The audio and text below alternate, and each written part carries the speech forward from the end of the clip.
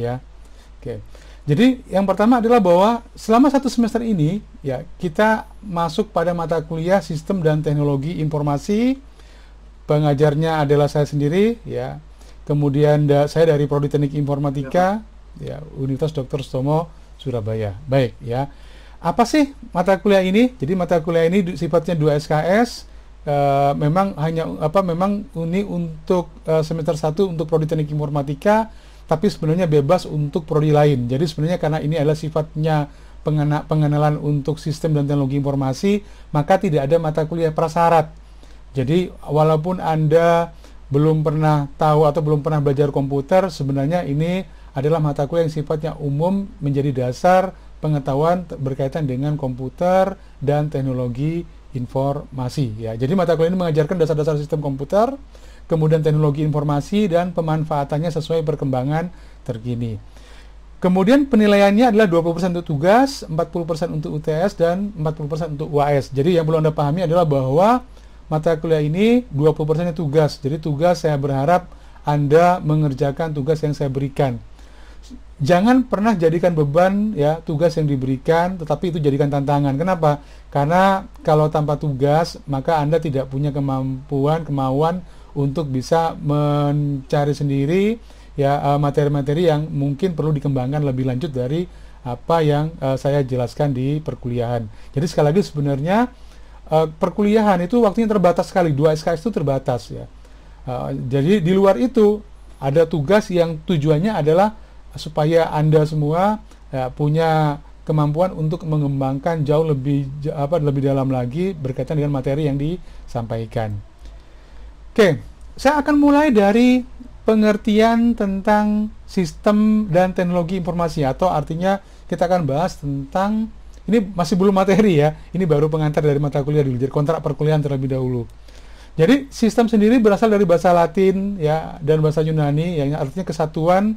Ya, jadi pada prinsipnya sebenarnya adalah kesatuan dari komponen-komponen atau elemen yang saling terhubung ya, yang kemudian ya di dalamnya adalah aliran informasi, materi, energi untuk bisa mencapai satu tujuan. Tapi kalau kita gunakan pakai bahasa kita sendiri, prinsipnya sebuah sistem itu adalah komponen-komponen yang saling berinteraksi ya untuk bisa mencapai tujuan yang sama, itu sistem ya, sistem kampus, sistem ketatanegaraan ya, sistem komputer. Berarti dalam sistem komputer itu ada komponen-komponennya, mereka itu bekerja sesuai dengan programnya, kemudian di dalamnya juga mereka memiliki tujuan yang sama ya. Sedangkan teknologi informasi ya, mungkin dalam bahasa Inggrisnya Anda seringkali mendengarnya sebagai information technology ya. Ini adalah istilah umum yang bisa kita dengar ya, yang sebenarnya berkaitan dengan bagaimana manusia itu membuat, mengubah, menyimpan, mengkomunikasikan dan atau menyebarkan informasi. Sebenarnya ini berkaitan dengan bagaimana informasi itu dibuat, ya disimpan, diolah dan didistribusikan. Nanti akan ada bedanya, apa bedanya antara data dan informasi. Nah, di materi pada hari ini kita akan membahasnya. Oke. Mengapa kita perlu untuk belajar sistem dan teknologi informasi? Mengapa Anda perlu menguasai komputer? Kalau bagi yang prodi teknik informatika, apa sih pentingnya Anda belajar di prodi teknik informatika? Bagi Anda yang di luar prodi teknik informatika, mengapa kita harus memahami teknologi informasi?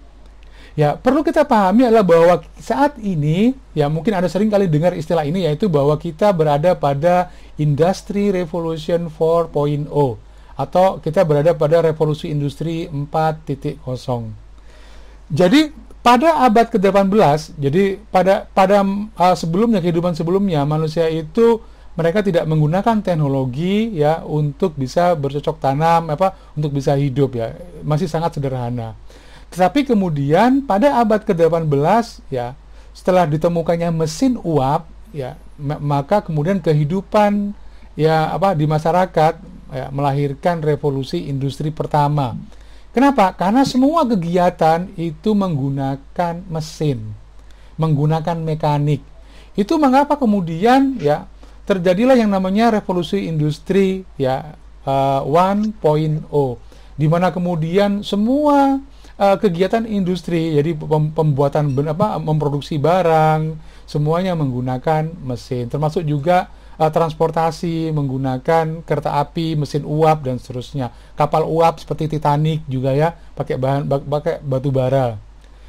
Kemudian pada abad ke-19 ya kita juga mengenal istilah industri ya 2.0, di mana kemudian ya tidak hanya berkaitan dengan mekanik ya, tetapi kemudian semuanya menggunakan ya tenaga setelah ditemukannya listrik, maka kemudian mesin-mesin tersebut tidak lagi digerakkan dengan menggunakan mesin uap ya atau secara mekanik, tapi lebih banyak ya menggunakan energi listrik. Maka muncullah ya berbagai macam pabrik ya ataupun industri yang digerakkan oleh listrik.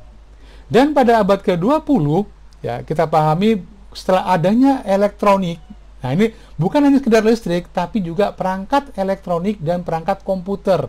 Itu ada pada abad ke-20, awal abad ke-20. Jadi tepatnya di sekitar 1960-an ya. Ini revolusi industri yang ketiga.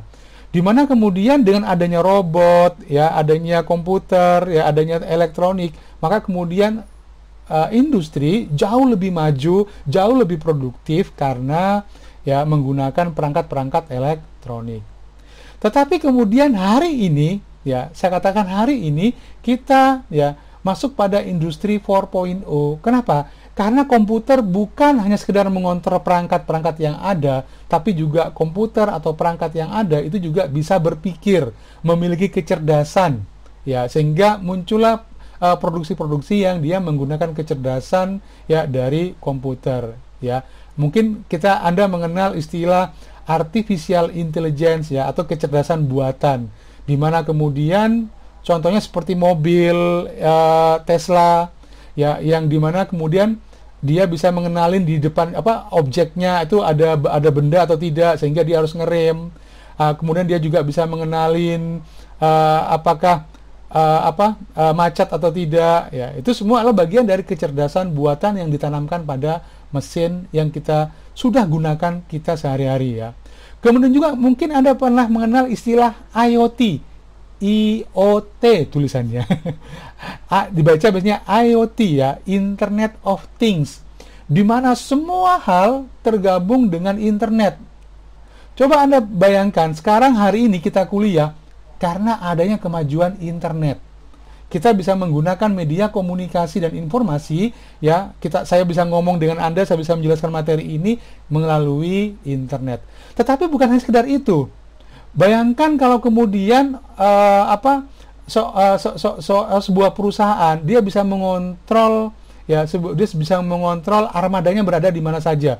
Contohnya misalnya saya punya 100 unit taksi misalkan. Maka saya dengan menggunakan Internet of Things saya bisa tahu kira-kira taksi saya berada di mana saja. Dia pakai GPS. Ketika kemudian dia hilang berada di luar jangkauan, maka saya bisa matikan dari jauh. Saya bisa remote dari jauh. Atau saya punya tambak misalkan, maka saya tanamkan perangkat komputer yang di dalamnya ada sensor untuk bisa mengukur kadar oksigen di dalam air, sehingga saya bisa tahu apakah air di tambak saya itu sehat atau tidak. Ya, maka saya bisa kontrol pakai handphone saya, ya, kemudian saya bisa lihat pakannya cukup atau tidak, ya, karena pakai pakan otomatis misalkan, dan semuanya dikontrol melalui internet. Itu yang disebut sebagai Internet of Things, ya. Ya, jadi semua hal yang terhubung dengan internet. Jadi kalau Anda paham bahwa sekarang ini sudah banyak sekali perangkat-perangkat yang memanfaatkan IoT. Kalau Anda lihat di Tokopedia atau Xiaomi terutama ya, bagus banget dia. Dia punya perangkat misalkan lampu. Anda bisa ngontrol satu rumah yang kita sebut sebagai smart home atau rumah cerdas, di mana kemudian kalau misalkan kita bisa matikan atau nyalakan lampu, kita bisa mengontrol CCTV kita bisa mengontrol kunci pintu rumah kita dari handphone kita, ya. Atau juga misalkan kalau Anda punya kulkas, ini sudah ada sekarang dijual juga ya. Kulkas tersebut terhubung ke Toserba langganan kita. Kalau telur habis, susu habis, maka secara otomatis kulkas tersebut akan pesan barang sendiri. Itu smart refrigerator ya. Bayangkan. Jadi bayangkan Anda punya kulkas nih, biasanya isinya telur sama susu. Ketika susunya itu sudah tinggal sedikit, maka si kulkas tadi mikir, wah tinggal dikit nih, oke Pak, oke bos, tak pesenkan. Maka si kulkas langsung pesan secara pakai internet ke toko langganannya. Ya.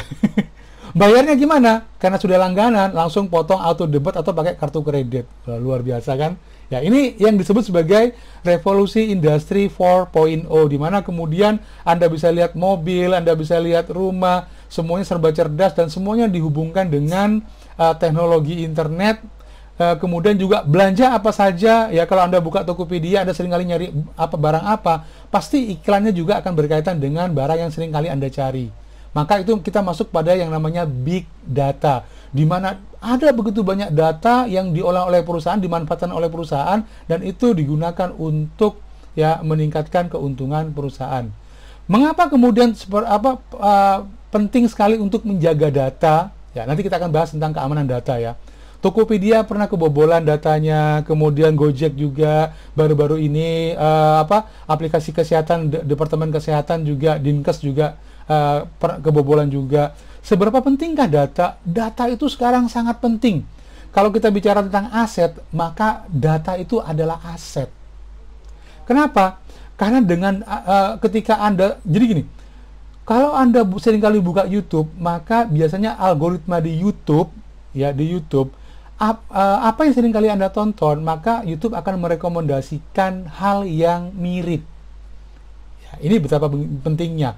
Dan bagaimana data itu disimpan? Maka saking begitu banyaknya perilaku konsumen, ya maka kemudian itu disimpan yang kita sebut sebagai big data. Oke, saya lanjutkan ya. Jadi sekali lagi, mengapa Anda harus belajar sistem dan teknologi informasi? Karena ini adalah era di mana mereka yang menguasai teknologi informasi yang akan menjadi pemenangnya. Gojek, Grab, Tesla, Google, Facebook, ya, TikTok, mereka adalah pemain-pemain yang memanfaatkan teknologi informasi untuk bisa mendapatkan keuntungan, ya. Oke. Kemudian Jepang juga mendefinisikan atau mencanangkan yang disebut sebagai Society 5.0, masyarakat 5.0. Apa itu masyarakat 5.0? Ya, masyarakat 5.0 itu adalah masyarakat, kalau masyarakat 1.0 itu adalah mereka yang kehidupannya pada berburu, ya, mencari makan dengan cara mencari di hutan, ya. Kemudian kalau lapar dia baru nyari makan, ya. Mereka tidak pernah kemudian memelihara ternak, nggak pernah. Kenapa? Karena sifatnya bahwa kemampuan mereka, ya, mereka tidak punya teknologi, mereka tidak punya pengetahuan berkaitan dengan bagaimana mengembangkan, ya, makanan, ya, pada waktu itu. Baru kemudian pada masyarakat 2.0, ya, pada masyarakat agraria, mereka kemudian tahu bagaimana cara menanam, ya, berladang, ya, beternak dan seterusnya. Nah, jadi tidak lagi nomaden, tapi mereka menetap di satu tempat, ya, tapi mereka punya teknologi pertanian. Pada waktu itu mereka yang punya teknologi pertanian lah yang jadi, ya, mereka yang punya lahan yang luas lah yang jadi tuan tanah, yang jadi kaum proletar istilahnya, ya, yang jadi bosnya. Sedangkan mereka yang nggak punya tanah, yang nggak punya pekerja, maka mereka masuk warga kelas 2. Tetapi berubah ketika kemudian revolusi industri, ditemukannya batu bara, ya, maka ditemukannya mesin uap, ya, di abad ke-18, maka muncullah, ya, revolusi industri di mana orang-orang mereka memanfaatkan panas, memanfaatkan kayu, memanfaatkan mesin uap untuk bisa kemudian membangun sesuatu atau pergi kemana dengan menggunakan teknologi transportasi ataupun pabrik yang menggunakan mesin uap atau mesin, ya, atau mekanik. Nah, di sekitar tahun awal tahun 2000, ya, 1940 ditemukannya komputer, maka kemudian semua masyarakat kita berubah, ya. Kenapa? Karena dengan adanya internet, maka orang bisa saling terhubung, bisa saling kirim data, bisa nyari informasi, ya, dan seterusnya. Ini adalah di masyarakat 4.0. Dan kita saat ini, ya, masuk pada masyarakat 5.0, di mana kemudian satu rumah itu sangat tergantung pada adanya listrik dan internet. Ketika beberapa minggu lalu internet saya putus di rumah itu saya langganan internet 100 Mbps ya, karena ada perbaikan kabel listrik di perumahan, ternyata dia gantol menyebabkan fiber optik ya, kabel fiber optik di perumahan saya putus, dan saya serta anak-anak saya di rumah pusing ya 2 hari harus menggunakan data mobile data, harus menggunakan handphone untuk bisa connect internet. Kenapa? Karena boros sekali ternyata ya. Padahal kalau kemudian saya pakai berlangganan internet itu per bulannya sekitar 450.000 untuk satu rumah ya, pakai wifi. Jadi masyarakat kita saat ini sudah sangat tergantung pada pemanfaatan teknologi internet. Ini yang disebut sebagai masyarakat 5.0. Kenapa? Kalau Anda lapar, Anda nggak perlu kemana-mana, tinggal buka aplikasi GoFood, maka kemudian Anda bisa pesan ya, barang dikirim, katalognya bisa dilihat, kemudian Anda bisa bayar pakai OVO ataupun pakai finansial teknologi yang lainnya atau pakai transfer. Kalau Anda pengen beli sesuatu, Anda nggak perlu jalan-jalan ke mall. Ya, kenapa? Karena Pak, malas, capek, nyari parkirnya susah, buang-buang waktu juga, belum tentu dapat barangnya. Cari aja di internet, Pak. Ya, maka belanja secara online di marketplace. Ini adalah kehidupan kita sehari-hari sekarang. Maka itu sekarang kalau Anda paham, dulu kalau Anda mau bayar pajak, Anda mau nyetor duit nih ke negara, maka Anda harus antri. Bayangkan, pemerintah kok tega banget sama kita. Kita mau ngasih pemerintah duit, tapi kita disuruh panas-panas, disuruh antri. Tetapi sekarang pemerintah sangat cerdas. Kenapa? Karena mereka sudah memanfaatkan teknologi. Kita nggak perlu lagi antri. Kalau kita mau bayar pajak kendaraan, maka sudah ada aplikasinya, baru kemarin diluncurkan. Maka Anda tinggal akses, masuk terdaftarkan mobil Anda, ya STNK-nya dan seterusnya, maka Anda tinggal transfer. Itu sangat cerdas saya bilang. Kenapa? Nggak perlu kemudian datang ke Samsat untuk bayar pajak. Ya, sekarang pun kuliah udah begitu. Jadi sebenarnya 10 tahun yang lalu sudah banyak kampus yang memanfaatkan teknologi informasi supaya mahasiswa tidak harus datang ke kampus. Mereka bisa manfaatkan teknologi informasi ya untuk bisa perkuliahan. Dosen bikin modul, bisa juga ngobrol seperti ini pakai video conference, maka kemudian ini adalah bagian dari kebudayaan baru ya, di mana kemudian masyarakat sudah begitu tergantung dengan adanya teknologi. Jadi banyak sekali mahasiswa ketika dia harus pulang kampung, maka dia nggak betah di rumah. Kenapa? Karena internetnya susah, Pak. Saya harus naik ke atas pohon, Pak. Saya harus naik ke gunung dulu supaya bisa dapat koneksi internet. Ayo, siapa di antara Anda yang begitu? Ya, oke, baik. Ini kira-kira dasarnya mengapa kemudian Anda begitu penting untuk bisa memahami bagaimana teknologi informasi dimanfaatkan di masyarakat kita. Ya, oke. Apa yang akan kita bahas selama 1 semester? Nah, ini kita baru masuk pada pokok bahasan. Sekali lagi ini belum masuk pada materi, kita baru masuk pada kontrak perkuliahan ya.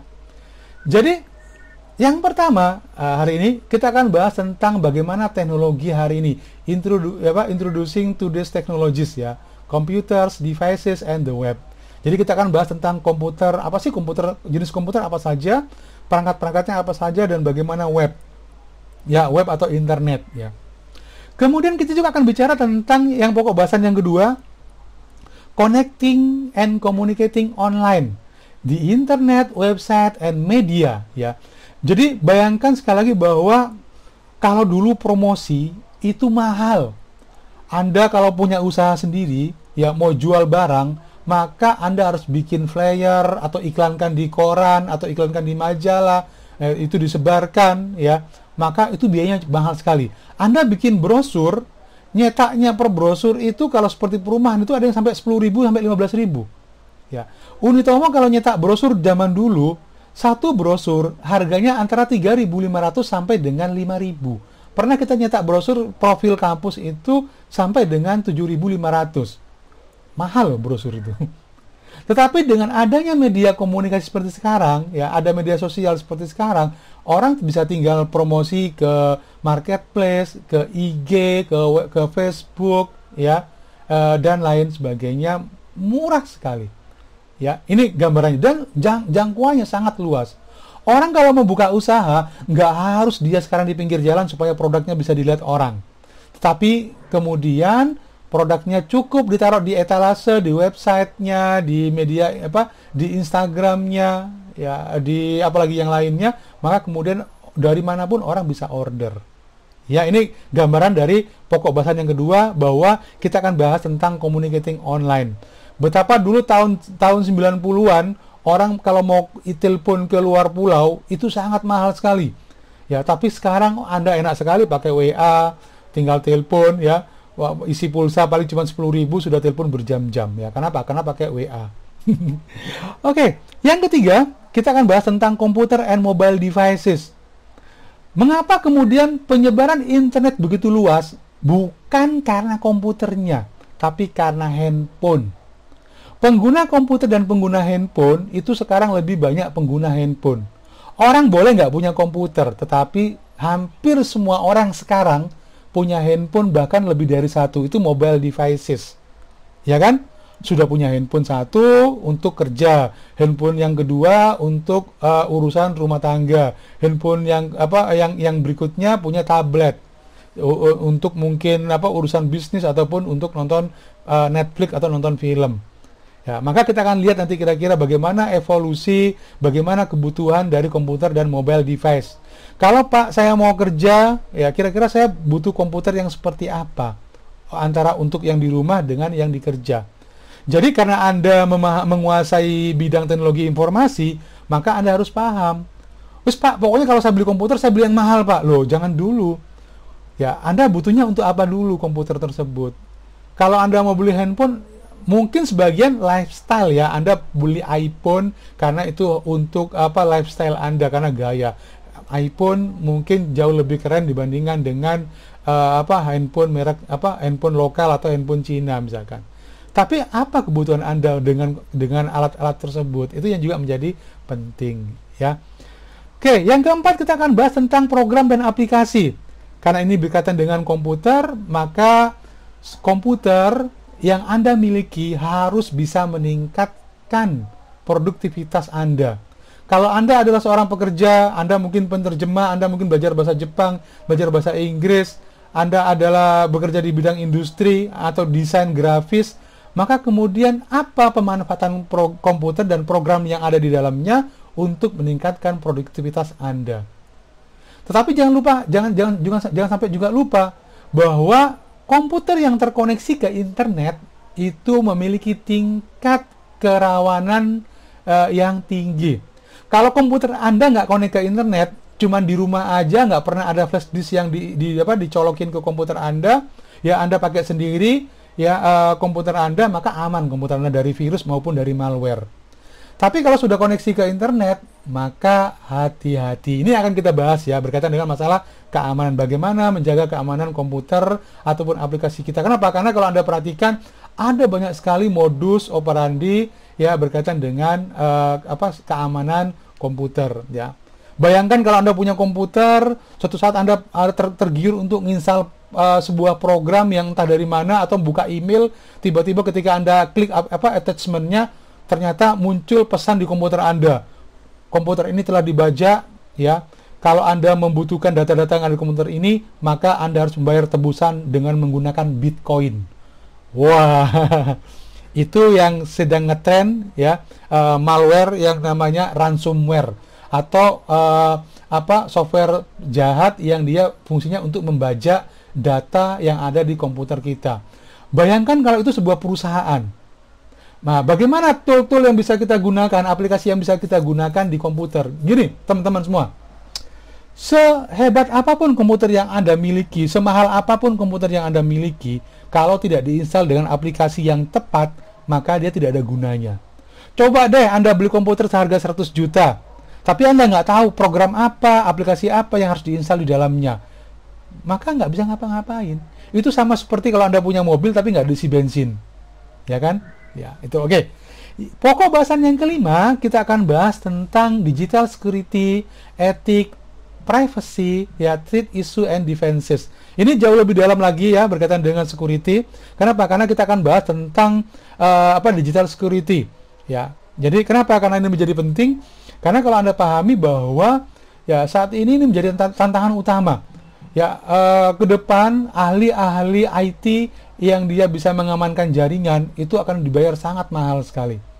Jadi kalau Anda tertarik misalkan belajar bagaimana scanning, bagaimana untuk bisa mengamankan server, ya bagaimana bisa mengamankan jaringan, data-data, ya itu sekarang dibayar mahal. Kenapa? Tidak pernah ada sistem yang aman dari hacking, ya. Termasuk juga punya pemerintah. Ya, yang kemarin servernya ternyata dia pakai database yang open source, ya, dan tidak terjamin keamanannya, dan ternyata data vaksin Pak Jokowi juga beredar di masyarakat, ya. Ini juga kemudian etika di dunia digital, ya. Boleh nggak sih saya pakai komputer bajakan, software bajakan? Boleh nggak sih? Apa alternatifnya kalau saya nggak mau pakai yang bajakan? Ya, kalau Anda ambil gambar, perlu nggak sih nuliskan sumbernya dari mana? Ya, itu juga yang penting juga akan kita bahas. Anda mungkin pernah tahu juga bahwa reaktor nuklirnya Iran bolak-balik dia dibobol sama agen Mossadnya Israel. Bagaimana modus operandinya kok bisa? Jadi ke depan bukan pada masalah senjata. Kalaupun misalkan Turki bisa memproduksi drone yang begitu banyak, tapi ketika drone-drone tersebut itu bisa dibajak dengan menggunakan gelombang tertentu, ya maka kemudian senjata yang canggih tidak ada gunanya.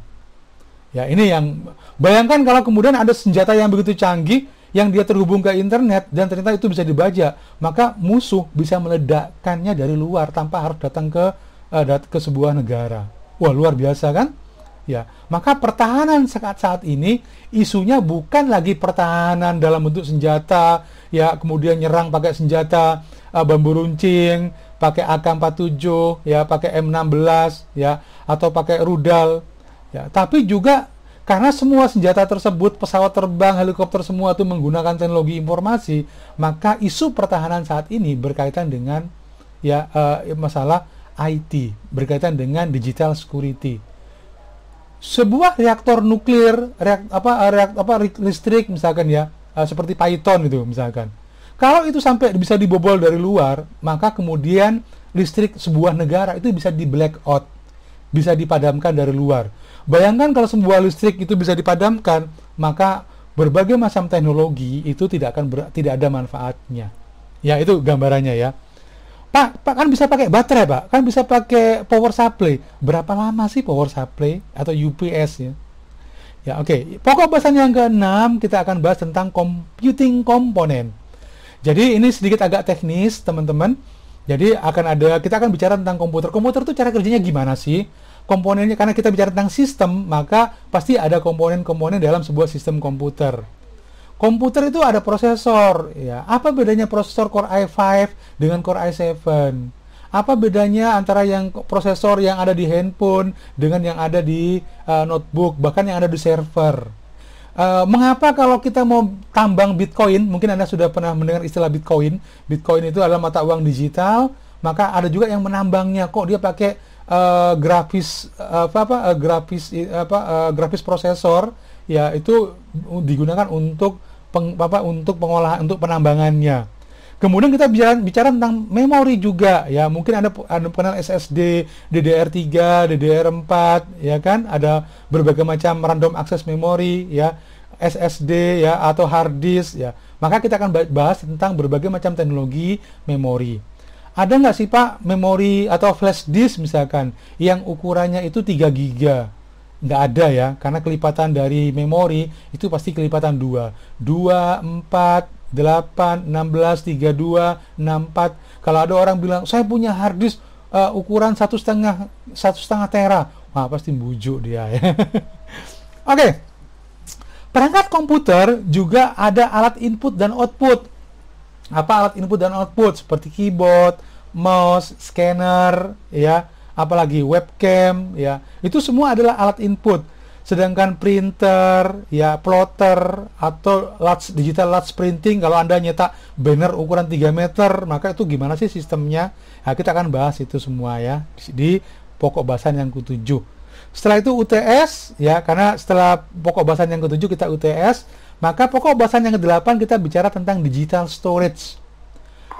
Bayangkan, ini ceritanya gini, kalau Anda punya film, ngerekam pakai handphone, pakai handphone dengan resolusi tinggi, ya, maka itu bisa 1 jam itu bisa makan sekitar 2 sampai dengan 3 giga. Lah, coba Anda perhatikan berapa banyak video yang dia-upload di YouTube. Berapa banyak video yang dia-upload di beberapa tempat ya, yang dia video. Ya, maka tempat penyimpanannya kira-kira seperti apa? Ya kan? YouTube itu kira-kira seperti apa tempat penyimpanannya yang dia bisa menyimpan begitu banyak video. Ya, ini gambarannya begitu. Nah, maka kita akan bahas tentang digital storage. Ke depan itu akan ada teknologi yang namanya cloud computing. Bahwa sebuah perusahaan tidak harus dia punya server sendiri untuk menyimpan datanya, tapi dia bisa menyewa tempat, ya, di mana 24 jam server tersebut akan terjamin listriknya. Kalau Anda punya server kantor, taruh di kantor, ya, dijaga oleh orang IT 24 jam. Kalau listriknya mati, maka biasanya pakai genset. Berapa lama pakai genset? Berapa lama dia bisa tahan? Nah, tetapi memang tetap sekali lagi cloud computing itu juga masih terkendala juga dengan masalah keamanan, ya. Oke. Kemudian pokok bahasan yang ke-9 kita akan bicara tentang operating system. Komputer itu kalau Anda baru beli, ya, maka yang paling utama untuk Anda perhatikan adalah sistem operasinya atau operating system kalau bahasa Inggrisnya. Bagaimana cara kerjanya? Anda mungkin mengenal istilah Microsoft Windows. Anda juga mungkin mengenal Apple yang Power Mac, ya. Anda juga mengenal Android. Itu semua adalah sistem operasi. Unix, Linux, ya, Ubuntu, itu semua adalah sistem operasi. Jadi sebagus apapun komputer yang Anda gunakan, tapi kalau Anda pakai sistem operasi lama misalkan, maka kemudian komputernya tidak akan berjalan secara optimal. Nah, kita akan bahas nanti bagaimana cara kerja sistem operasi. Apa sih tugas mereka? Ya, oke. Nanti saya akan demokan juga. Yang ke-10 kita akan bahas tentang communicating digital content. Sekarang ini, ya, berkaitan dengan digital content. Mungkin Anda kenal ada WiFi, ya, ada juga 4G, ya, 5G, ya, kalau di mobile, ya. Ada juga mungkin UTP, kabel-kabel UTP, ataupun juga fiber optik yang biasanya ditanam di jalan-jalan itu kan. Mohon maaf, kenyamanan Anda terganggu karena ada penanaman fiber optik atau FO biasanya. Nah, kita akan bahas teknologi jaringan di sini. Kemudian juga kita akan bahas tentang bagaimana aplikasi dibangun, ya. Ini juga menjadi penting. Jadi walaupun Anda mungkin bukan orang komputer, bagi yang teman-teman sastra, tapi Anda harus paham, membuat software itu tidak mudah. Kalau software kecil mungkin Anda bisa buat sendirian. Tapi kalau Anda membuat software yang besar untuk sebuah sistem yang besar, maka dibutuhkan tim, dibutuhkan keterampilan, dibutuhkan teknologi, dibutuhkan metodologi bagaimana membangun software. Makanya kalau nanti kalau di teman-teman informatika itu ada mata kuliah yang namanya rekayasa perangkat lunak, atau yang juga disebut sebagai software engineering. Ini adalah mata kuliah yang mengajarkan tentang bagaimana tahapan dalam membangun software. Mengapa? Karena tingkat kegagalan dalam membangun software begitu tinggi. Ya, salah dalam perancangan, maka softwarenya nggak bisa digunakan. Ya, ini. Yang ke-12 kita akan bahas tentang working in the enterprise, ya, system certification and career. Bagi Anda yang mau bekerja, Pak, apakah kalau kita mau kerja di Google, kita mau kerja di Cisco, kita mau kerja di Microsoft, kita harus lulus dari S1 Teknik Informatika? Enggak juga. Sekarang banyak sekali perusahaan yang mereka menerima kerja, ya, seperti Tokopedia atau Google, ya, Gojek misalkan, apalagi, ya, Tanihub, yang tidak harus Anda backgroundnya komputer. Tetapi kalau Anda punya sertifikat Cisco, Anda punya sertifikat untuk jaringan komputer, ya, Anda punya sertifikat Oracle untuk database, Anda punya sertifikat web programming misalkan, maka kalau Anda dites ternyata sesuai, mampu, mereka akan menerima Anda bekerja. Apa saja sih kira-kira karir di dalam teknologi informasi? Ada banyak sekali, ya. Kalau Anda mau bikin software, maka dibutuhkan user interface designer, database administrator, programming, web programming, mobile programming, ya. Itu semua profesi-profesi baru di bidang IT, ya. Yang penting juga untuk Anda pahami. Mungkin sebagian perusahaan sih kalau menganggap pokoknya serabutan, ya. Saya pernah dulu kerja di rumah sakit. Di masyarakat kita menganggap kalau orang sekolah di teknik informatika itu orang IT itu tahu segalanya. Jadi saya pernah dulu jadi IT di sebuah rumah sakit, kemudian, Mas, bisa nggak? Waktu saya masih muda dipanggil Mas ya, kalau sekarang tetap bapak-bapak. Mas, ini Mas, printernya rusak, bisa nggak memperbaiki printer? Oke, saya cek. Mas, mesin fotokopinya ngadat, tolong dong diperbaiki. Lah saya kok disuruh memperbaiki mesin fotokopi. Mas, mesin PABX-nya rusak. Mesin PABX itu penerima telepon yang banyak itu ya, itu. Ada lagi, Mas, handphone saya kok ngadat ini, kira-kira gimana ya cara memperbaikinya? Ya sudah, akhirnya saya coba belajar untuk nginstal handphone juga ya. Jadi itu kira-kira ya, jadi generalis, bahwa kalau Anda orang IT, Anda akan dianggap untuk bisa segala-galanya. Oke. Kemudian bagaimana cara pikir seorang komputer scientist? Ya, ada yang namanya computational thinking. Jadi sekarang lagi banyak diajarkan di SD, SMP, SMA computational thinking, yaitu bagaimana berpikir seperti seorang ahli komputer. Mengapa? Karena kemajuan sebuah negara itu kalau kemudian masyarakatnya memiliki kemampuan dalam problem solving. Dan ternyata kemampuan memecahkan masalah yang paling efektif itu adalah kalau mengikuti cara berpikirnya orang komputer. Ya, jadi itu sudah dibuktikan ya. Jadi kalau Anda memahami keterampilan berpikir atau thinking skill, ada creativity thinking, ada critical thinking, dan yang sekarang sedang banyak digalakkan di masyarakat kita di dunia pendidikan SD, SMP, SMA adalah computational thinking.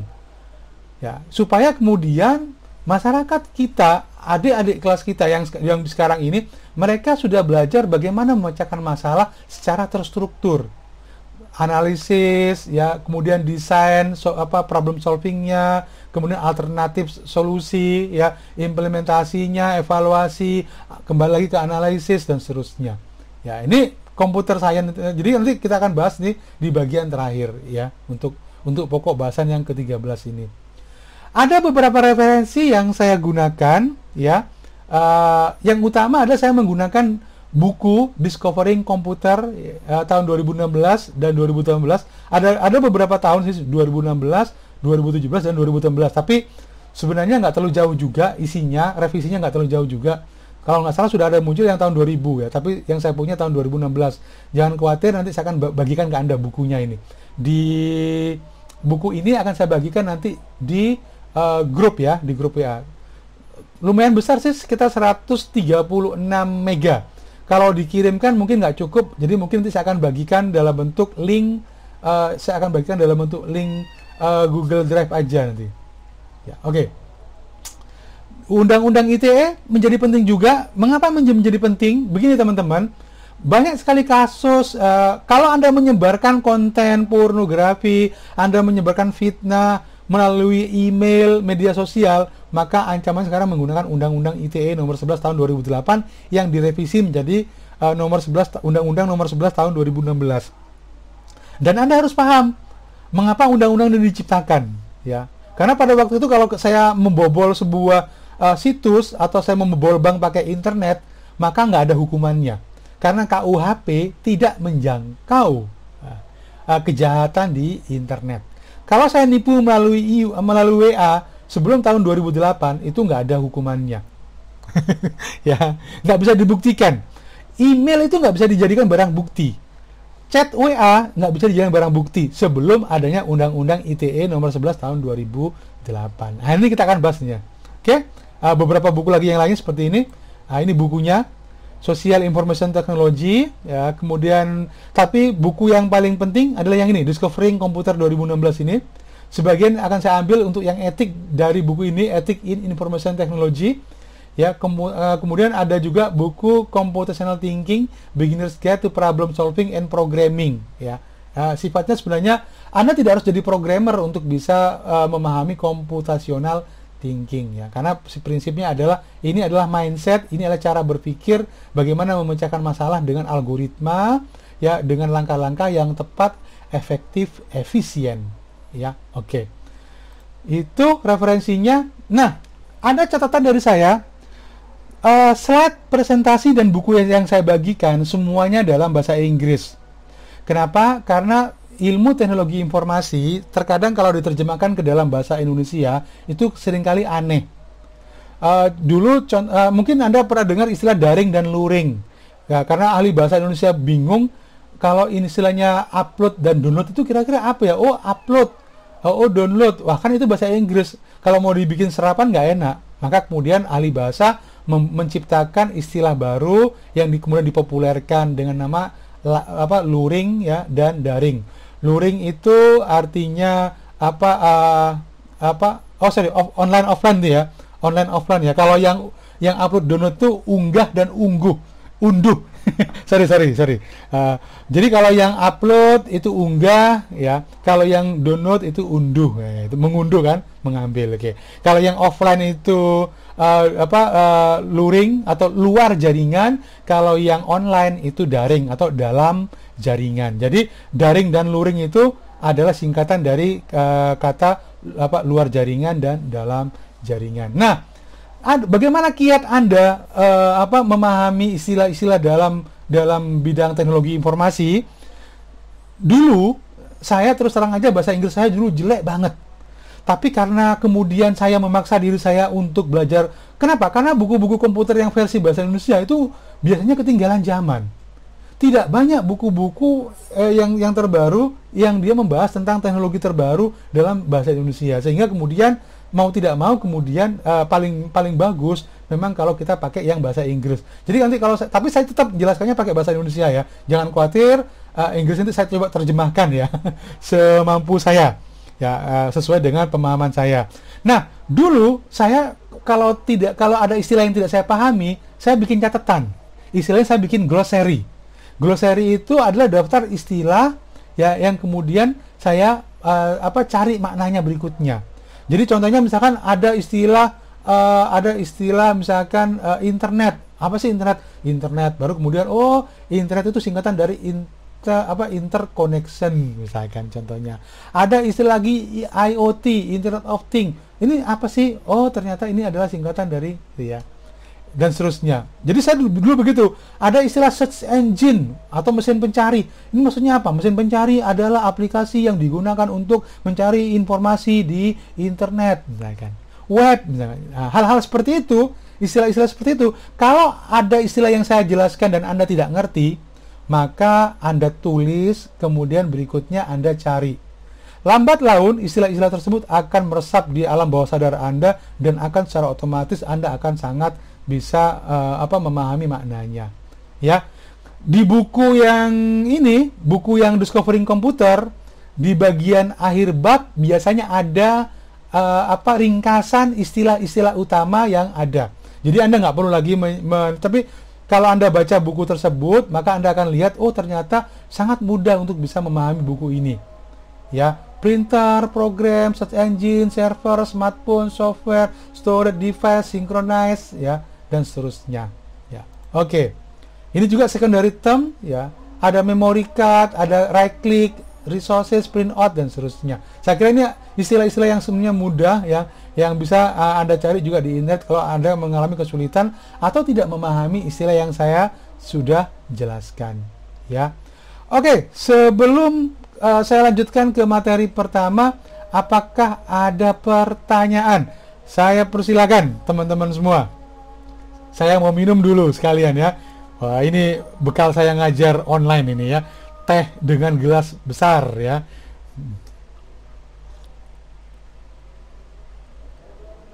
Alhamdulillah. Kalau ada pertanyaan, silakan disampaikan secara langsung ya.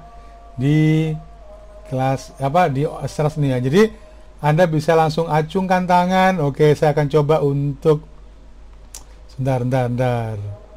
Ya, oke, saya akan coba screen capture. Saya akan tampilkan. Ya, bagi Anda yang belum dapat PIN, nanti saya akan jawab. Ya, saya akan kirimkan dulu ke tempat Anda. Ya, oke. Silakan. Mungkin ada pertanyaan. Ya, di sini masih ada. Coba saya tunggu dulu. Setelah ada, nanti saya akan lanjutkan lagi ya. Ya, kita sampai dengan jam 19.30 ya. Jadi tinggal satu SKS lagi ya. Jangan khawatir, tenang saja. Oke. Setelah ini nanti pada akhir perkuliahan, pada akhir sesi, saya akan berikan link untuk absensi ya. Ada Google Form yang harus Anda akses untuk bisa absen secara online juga. Sementara itu, tapi kalau nanti Anda manfaatkan ya e-learning sudah bisa, insya Allah mungkin minggu depan, maka Anda bisa nanti gunakan e-learning ya untuk absensi kuliah maupun berbagi materi lainnya. Oke, ada pertanyaan? Oke, kalau tidak ada, saya akan lanjutkan ke materi berikutnya. Wah, ini Marcelinus Fon, wah ganteng juga ya, Saya akan klik satu-satu ya. Ya, oke. Baik, oke. Anda melambaikan tangan, baik. Ya, oke. Baik, terima kasih Pak. Silakan. Pertanyaan saya Pak, apa akibat seseorang atau pengguna media bila dokumen atau data-datanya dihacker atau dicuri oleh orang yang tidak bertanggung jawab? Ya, baik. Mungkin itu Pak. Baik. Pertama yang perlu saya sampaikan pada Anda adalah karena tidak pernah ada, kalau Anda orang IT, maka Anda akan sangat waspada untuk bisa menyimpan data dengan sangat baik. Termasuk juga di komputer Anda. Ya. Jadi jangan pernah percaya pada hard disk komputer Anda, jangan pernah percaya pada flash disk Anda. Anda pikir kalau Anda menyimpan data disimpan di beberapa flash disk kemudian data Anda aman. Tidak. Karena ada beberapa virus yang kemudian dia bisa menghilangkan data di flash disk ataupun di komputer. Maka saya sangat menyarankan Anda punya external hard disk untuk membackup data. Hampir semua perusahaan pasti mereka punya sistem backup data. Ya, tapi tidak harus perusahaan, Anda pun harus begitu. Jangan hanya kemudian Anda punya hard disk eksternal, SSD eksternal, tapi disimpan untuk membackup video atau film aja ya. Isinya bokep aja, wah ini repot ini teman-teman ini ya. Isinya Maria Ozawa, Mia Khalifa, waduh ya Allah, tobat ya. Pak, saya punya Pak external hard disk, tapi isinya ya gitu Pak, koleksi bokep, ya ampun nak, gitu ya. Langganannya Pornhub,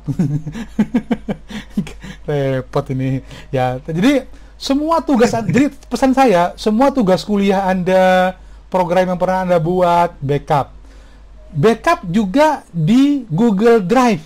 Anda punya email, beberapa email di Google ya, maka biasanya Anda akan dapat jatah sekitar 20 giga kalau nggak salah ya. Google Drive itu bermanfaat. Kenapa?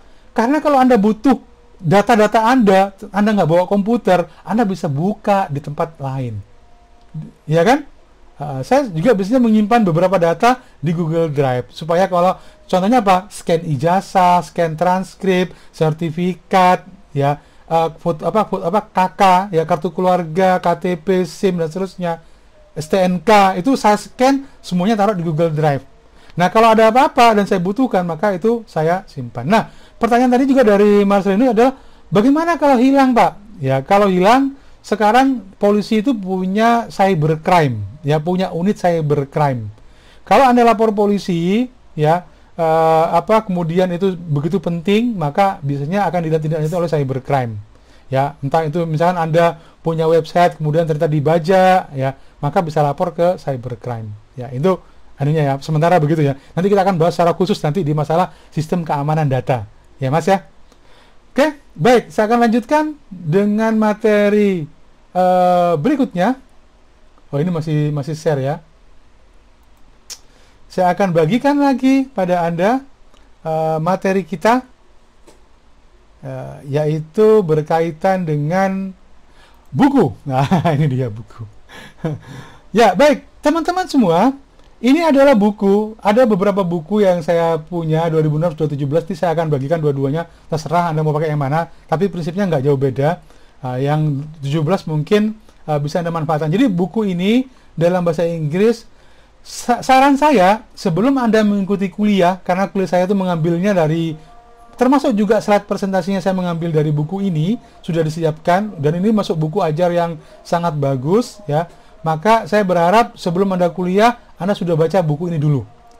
Walaupun mungkin Anda tidak mengerti secara keseluruhan, maka Anda gunakan cara baca rapid atau scanning reading ya. Scan reading, jadi membaca dengan cepat, nggak usah, kalaupun Anda nggak ngerti, abaikan aja. Yang penting pokoknya Anda pernah lihat halaman-halamannya sama gambar-gambarnya. Itu biasanya dengan speed reading ya. Jadi kalau Anda paham teknik speed reading, menggunakan teknik scanning. Jadi kalau misalnya Anda baca terus, dibaca kira-kira apa, maka simpulkan sendiri kira-kira dia membahas tentang apa. Saya yakin walaupun mungkin Anda tidak begitu mahir dalam bahasa Inggris, tapi karena biasanya buku-buku komputer itu sangat mudah dipahami, maka Anda akan dengan mudah untuk bisa memahami isi dari buku ini. Ya, jadi buku ini full color ya, full color. Jadi kalau misalkan kita membahas tentang isi buku ini, ada tulisannya. Kemudian kalau misalkan kita nanti bicara tentang diagram, maka dia juga ada gambar seperti ini ya. Ini seperti ini ya, ini ya. Jadi buku ini bagus sekali ya, kalau nanti Anda tertarik untuk ketika Anda belajar tentang teknologi informasi, maka ya pikiran Anda harus diset untuk bisa memiliki keinginan tahu yang besar atau curious ya, untuk mengetahui apa sih teknologi informasi itu. Sehingga ketika Anda buka website ya, maka Anda akan, ketika ada virus ini menyebar ya, 8 aplikasi di handphone yang harus Anda waspadai, maka Anda tertarik untuk membacanya. Jadi kalau Anda belajar tentang teknologi informasi, maka Anda harus memiliki keingintahuan yang besar tentang seluk-beluk dari teknologi informasi. Isu apapun yang ada di website, di detik.com, di kompas.com, maka Anda ada keinginan untuk membacanya.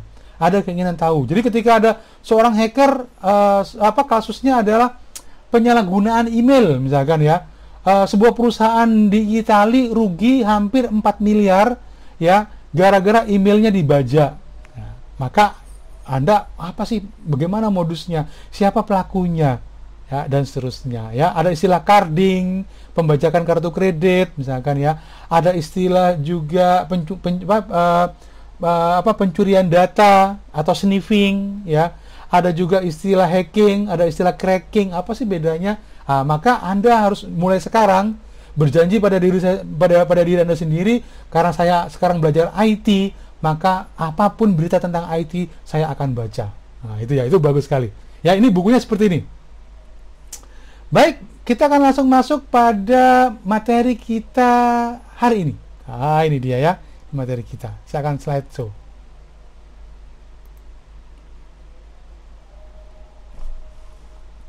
Saya akan tampilkan dari dari slide pertama ya. Jadi ini adalah slide presentasi yang sebenarnya ringkasan dari buku yang tadi. Sekali lagi saya berharap slide ini kalau dijelaskan itu memang hanya cukup untuk 2 SKS ya. Itu pun dengan sangat cepat karena materinya begitu banyak. Itu mengapa kemudian saya berharap bahwa Anda menyediakan waktu untuk bisa membaca buku yang akan saya berikan pada Anda. Ya, gratis. Ya baik, judulnya adalah Discovering Computer ya, Tools, Application, Devices, and the Impact of Technology. Kita akan bahas tentang pengantar bagaimana teknologi hari ini. Ya, saya mulai dari apa sih tujuan dari materi ini. Ya, kita akan bahas tentang apa bedanya antara laptop, desktop, server. Ada istilah laptop Pak, ada istilah notebook. Apa sih bedanya, gitu kan? Kemudian juga kita bahas tentang smartphone, digital camera, portable. Mungkin juga Anda juga mengenal istilah SLR ya, dan DSLR.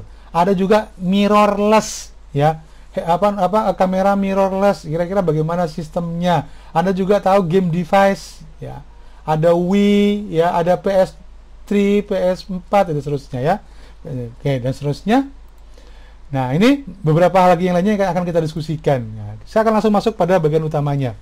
Jadi yang perlu Anda pahami adalah bahwa teknologi itu terus berkembang ya. Tidak ada. Jadi kalau Anda beli komputer sekarang itu begitu canggih, Core i7, maka 5 tahun yang lagi mungkin sudah jadul.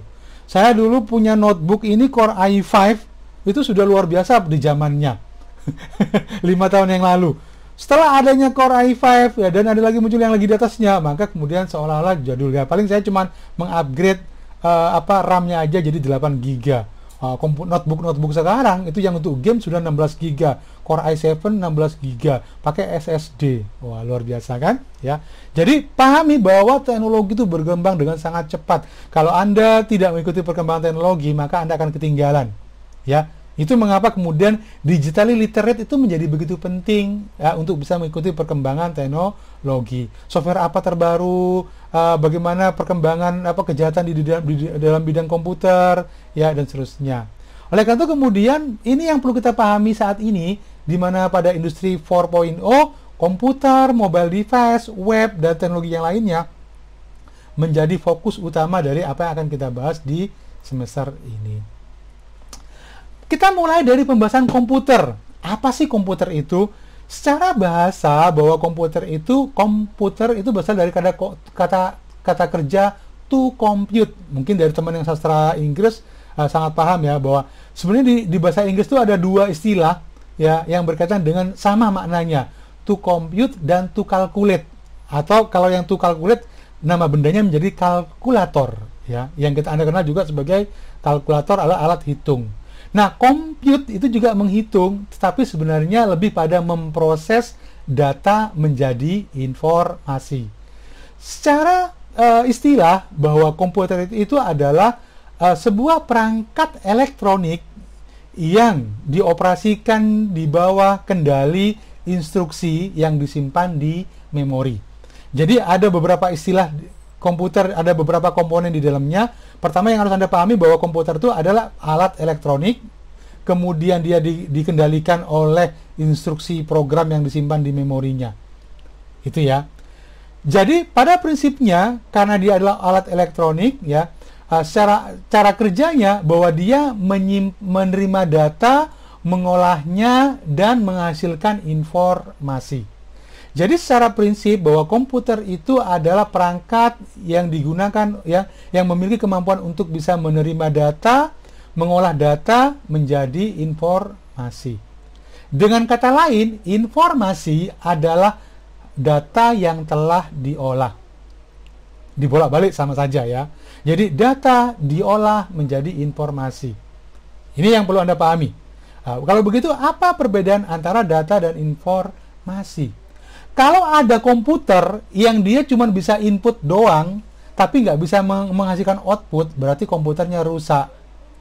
Anda punya komputer, tapi speakernya nggak bekerja, layarnya ngeblank, terus Anda ngetik-ngetik sambil membayangkan isinya apa. Kira-kira ada manfaatnya nggak? Nggak. Ya kan? Coba Anda punya handphone nih, ya, mikrofonnya rusak, alat inputnya rusak. Ya, terus layarnya rusak. Terus apa yang Anda harapkan dari handphone yang mikrofon sama layarnya rusak? Nggak ada. Ya paling ya buat gaya-gayaan aja kan, atau buat ganjel meja. Ya, itu prinsipnya bahwa jadi komputer itu dia punya alat input, ya, dia punya prosesor untuk mengolah data, dan dia punya alat output untuk bisa menampilkan atau mendistribusikan informasi. Ya. Kemudian komputer itu ada banyak jenisnya. Mungkin yang kita sering kali gunakan adalah laptop. Sebenarnya ada yang menyebutnya laptop dan ada yang menyebutnya dengan notebook. Itu sebenarnya tergantung dari produsen. Tapi setelah istilah umumnya adalah laptop. Mengapa disebut sebagai laptop? Karena awalnya komputer itu ada di meja. Komputer mini atau PC atau personal komputer itu adanya di meja, sehingga disebut sebagai desktop. Karena dia ada di desktop, artinya di atas meja, maka disebut sebagai desktop. Nah, muncullah komputer yang bisa dibawa kemana-mana, atau komputer jinjing, atau komputer yang bisa dipangku, maka muncullah istilah laptop atau komputer yang bisa dipangku. Jadi lab itu adalah dipangku, ya. Sedangkan tablet itu adalah yang sifatnya praktis, ya, yang mudah untuk bisa dibawa dan bisa dioperasionalkan, maka muncullah tablet, ya. Sebenarnya dulu awalnya dari digitizer tablet sebenarnya, tapi kemudian setelah munculnya Samsung Galaxy atau iPad, ya, maka muncul istilah tablet ini tadi. Komputer bukan hanya desktop, bukan hanya laptop, tapi juga ada server. Ya, server itu komputernya jauh lebih besar karena dia digunakan secara bersama-sama untuk bisa mengolah data dan menyimpan data. Ya, mengolah data menjadi informasi dan menyimpan data.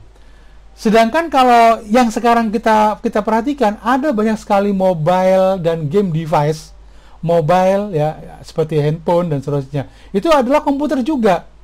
Jadi komputer itu, bayangan kita itu bukan hanya laptop, bukan hanya PC, bukan hanya server, tetapi handphone yang Anda gunakan, smartphone yang Anda gunakan, ya, kemudian kamera, digital kamera, ya, ada digital media player, ya, yang seperti apa, ya, yang bisanya PNP, ya, PNP itu juga untuk bisa main game, ya, atau e-book reader, atau wearable device. Wearable device itu yang sekarang kita kenal dengan istilah smartwatch. Jadi kalau ada yang pernah pakai handphone, jam tangan yang digunakan untuk bisa nerima telepon, untuk bisa nyetel lagu, untuk bisa mengukur denyut nadi, mengukur kadar oksigen, ya, tekanan darah, maka itu semua masuk pada wearable device, ya. Atau game device, ya, yang PNP tadi, ya, portable untuk game, ya, ini saya kira begitu. Nah, tadi kita sudah membahas bahwa informasi adalah data yang telah diolah, atau istilahnya komputer itu adalah alat elektronik yang dikendalikan oleh seperangkat instruksi atau program yang digunakan untuk mengolah data menjadi informasi. Apa bedanya antara data dan informasi? Perhatikan baik-baik. Kalau Anda belanja, ya, di sebuah supermarket, maka biasanya kasir akan memasukkan data data belanjaan, ya. Terserah mau pakai diketik atau mau pakai scanner. Sekarang kan sudah banyak pakai scan barcode, ya. Kalau dulu waktu awal-awal itu program di kasir itu biar dimasukkan kode barangnya. Tapi sekarang untuk mempercepat biasanya pakai scanner. Maka data yang diinputkan oleh kasir, ya, data pembelian barang apa, harganya berapa, ya, dibelinya berapa, diskonnya berapa, itu adalah data penjualan. Apakah perusahaan ataukah pemilik toko atau manajer store-nya tahu berapa keuntungan hari itu? Nggak tahu. Karena yang ada cuma data penjualan barang apa, lakunya berapa. Tapi apakah perusahaan untung atau rugi? Ya, maka ataupun ketika si kasir dia harus memberikan pengembalian, total belanjanya berapa, diskonnya berapa, kembaliannya berapa, maka itu artinya bahwa komputer kasir mengolah data menjadi informasi. Jadi menjumlahkan barang belanjaan, menghitung diskon, menghitung kembalian, itu sudah merupakan tugas dari komputer mengolah data menjadi informasi. Apa informasinya? Informasinya lah total pembelian, diskon yang potongannya, berapa kembaliannya. Ya, itu adalah informasi. Kenapa? Jangan sampai si kasir sudah data barangnya dimasukkan, ya, beli barang apa, Pocari Sweat misalkan harganya berapa, apalagi makanan soda misalkan, ya, barangnya berapa, tapi ngitungnya dia pakai kalkulator, berarti komputernya nggak bener. Lah, sudah ada komputer tapi ngitung total belanjanya berapa, justru pakai kalkulator atau pakai Simpoa. Berarti komputer cuma digunakan untuk menyimpan data, tapi tidak digunakan untuk mengolah data menjadi informasi.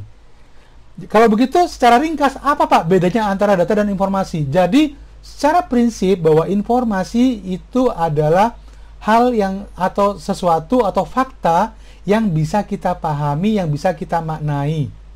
Ya.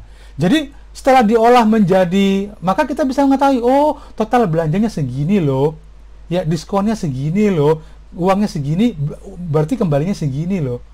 Itu adalah informasi.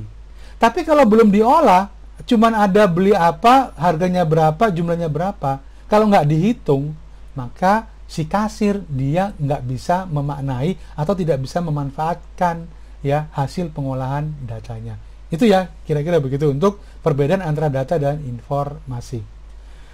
Kemudian data dan informasi itu pasti harus gini, komputer itu tidak seperti kantong Doraemon. Mungkin Anda pernah berharap bahwa komputer itu adalah benda ajaib yang kalau Anda bisa mengeluarkan benda apa saja dari dalamnya. Kantong Doraemon kan begitu kan? Jadi komputer itu kalau nggak pernah ada data yang dimasukkan, maka dia juga nggak akan pernah bisa mengeluarkan apapun. Jangan pernah mengharapkan komputer Anda yang baru dibeli, sudah diinstal sistem operasi Windows, ya, kemudian Anda cari di dalamnya Mia Khalifa, misalkan. Nggak akan pernah ada ya fotonya Mia Khalifa kalau kemudian tidak pernah ada yang memasukkannya. Intinya adalah bahwa komputer itu sebenarnya bego kalau tidak pernah ada informasi ataupun data yang dimasukkan. Kalau gitu siapa yang pintar? Yang pintar adalah orang yang memasukkan data, mengolah data tersebut menjadi informasi, dan memanfaatkan informasi tersebut. Ya. Mengapa Anda harus belajar belajar teknologi informasi? Mengapa Anda harus kuliah di teknik informatika? Supaya Anda menjadi pintar sehingga bisa menyuruh-nyuruh komputer untuk melakukan hal yang pintar juga. Jadi prinsipnya adalah Anda belajar bagaimana menyuruh-nyuruh komputer untuk mengerjakan sesuatu. Dengan cara apa? Menguasai bahasa pemrograman komputer, ya, membuat aplikasinya sehingga komputer bisa bermanfaat. Oke, kembali lagi ke fungsi keyboard. Jadi keyboard itu adalah alat yang ditekan-tekan tombol keyboard yang fungsinya digunakan untuk memasukkan data. Pada awal mulanya bahwa data itu hanya berupa alfabet numerik, ya, huruf A sampai Z, ya, simbol-simbol dan angka. Tetapi data yang ada sekarang itu bukan hanya data huruf dan angka. Ada data gambar, ada data vektor, ya, data raster, ya, dan macam lagi yang lainnya, ya. Jadi data yang disimpan kalau Anda punya film disimpan di sebuah CD atau compact disc, maka datanya disimpan dalam bentuk digital. Walaupun Anda buka covernya, Anda lihat isi CD, dia nggak akan kelihatan apa isi gambarnya. Kenapa? Karena dia disimpan dalam bentuk data digital, ya. Oke. Selain keyboard, ada juga mouse. Mouse juga adalah alat input. Kemudian juga mikrofon adalah alat input. Wireless headset yang pakai Bluetooth itu juga adalah alat input. Kalau Anda pakai handphone, ya, atau pakai touchscreen, ya, entah itu notebook Anda ataupun handphone Anda pakai touchscreen, maka touchscreen itu juga adalah atau touchpad juga itu adalah alat input. Webcam yang saya gunakan sekarang itu juga adalah alat input. Jadi ada banyak alat input yang digunakan di komputer, ya, termasuk juga modem, itu juga bisa dikatakan sebagai alat input. Karena data bisa masuk ke dalam sistem komputer kita karena menggunakan modem. WiFi, ya, bisa juga digunakan sebagai dikatakan sebagai alat input karena dia bisa menggunakan data. Walaupun memang itu adalah bagian dari alat-alat untuk jaringan komputer. Bagaimana caranya supaya kita bisa memasukkan gambar foto kita ke dalam komputer? Saya punya buku, Pak, saya punya dokumen perjanjian, saya pengen masukkan itu ke komputer. Maka umumnya kita pakai yang namanya scanner.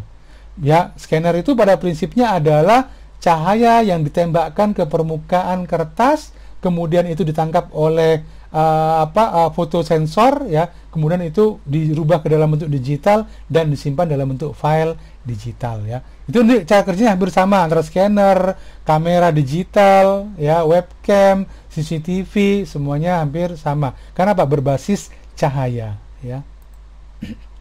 Alat output. Nah, untuk kalau tadi ada data dimasukkan melalui alat input, maka pasti juga ada alat output.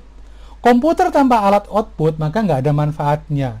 Seperti tadi saya katakan, Anda punya handphone tapi layarnya pecah, mati, speakernya juga nggak nyala, terus buat apa? Ya kan?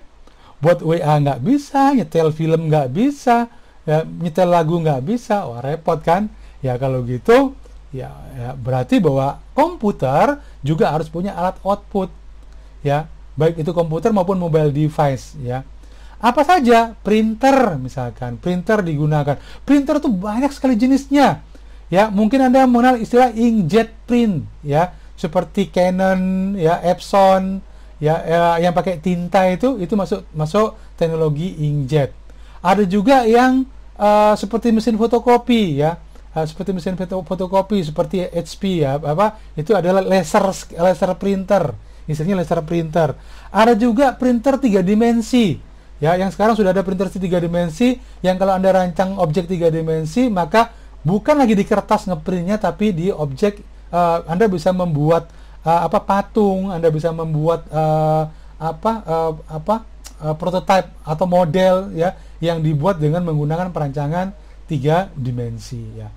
Itu banyak sekali sekarang yang sudah banyak digunakan seperti ini, ya. Oke.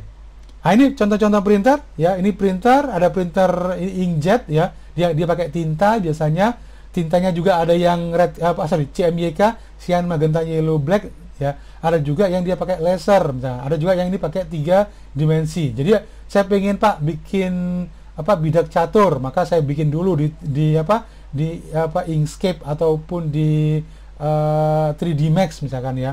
Maka kemudian saya bisa mencetaknya di printer 3 dimensi. Ya, sekarang sudah begitu. Kemudian alat output lagi yang lainnya yang pasti adalah display. Ya, smartphone pasti ada layarnya, kamera digital juga ada layarnya untuk memudahkan melihat hasilnya. Ya, tablet juga, notebook dan monitor. Monitor pun layarnya macam-macam. Kalau dulu ada teknologi RGB, ya, atau pakai teknologi CRT, seperti TV-TV zaman jadul itu pakai teknologi CRT atau katoda ray tube, ya, atau tabung sinar, ya, katoda. Ya, ini listriknya besar, kemudian juga radiasinya juga besar, ya. TV-TV zaman dulu atau monitor yang cembung itu yang besar, ya. Maka kemudian teknologi berikutnya muncul teknologi LED, ya, liquid LED itu, liquid electronic display, ya. Nah, itu, tapi cahayanya biasanya kurang terang, ya. Maka sekarang sudah teknologi LED, ya, sudah pakai teknologi LED, ya, light emitting dioda, ya. Oke.